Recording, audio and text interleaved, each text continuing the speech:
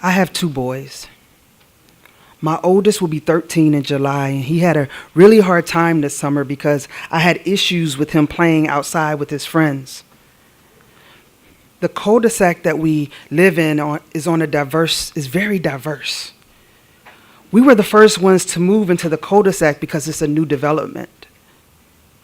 But just around the corner where my mom lives, it's not a very diverse, and there's some pretty mean people.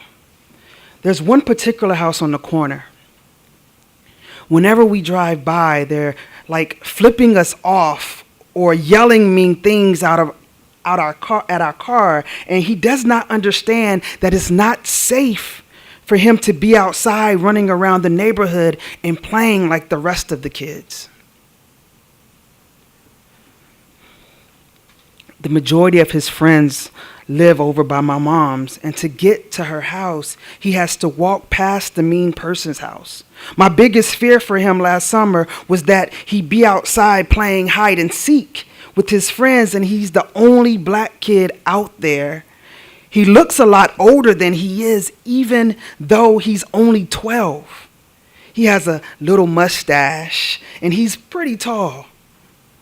My biggest fear was him either playing hide and seek in someone's yard and getting shot by a property owner or somebody in the apartment complex, or getting harassed by the police. I want to protect him, and I want him to be a child and have fun.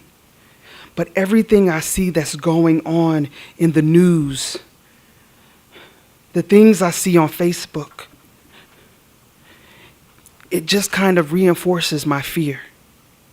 Even though he's my baby and I see him as my baby, I know that people in this world don't see him that way. They just see him as a black man and a potentially dangerous person. Hey, baby. So I try to protect him from all of that. And it doesn't make it fair for him, because he just wants to be a kid and have fun and go play. He doesn't understand why he's not allowed to play hide and seek with his friends or run outside with his new Nerf gun and play outside. Mom, I just want to go outside and have fun.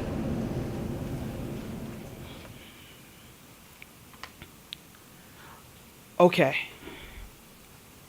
But you have to stay on our cul-de-sac. Don't go past the street, because the people in this cul-de-sac know you. But the other people are out there don't. Go ahead.